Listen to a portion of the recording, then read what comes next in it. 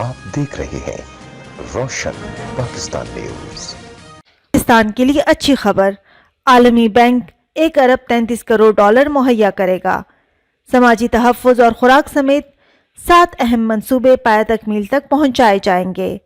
वफाकी वज़ीर बरा इक़्तिसादी अमूर खुसरो बख्तियार ने बताया कि आलमी बैंक की तरफ से ताउन मौजूदा हुकूमत की अवाम दोस्त पॉलिसियों का नतीजा है। बड़े मंसूबों की मदद से अवाम का मयार ज़िंदगी बुलंद होगा। वज़ीर बरा इक़्तिसादी अमूर खुसरो बख्तियार के मुताबिक समाजी तहफ़्फ़ुज़ के लिए तकरीबन 93 अरब रुपए मुख्तस किए जा रहे हैं।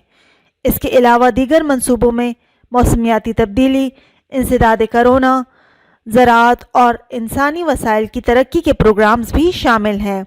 इससे कबल IMF भी पाकिस्तान के लिए 50 करोड़ डॉलर की मंजूरी दे चुका है। रोशन पाकिस्तान न्यूज़, इस्लामाबाद।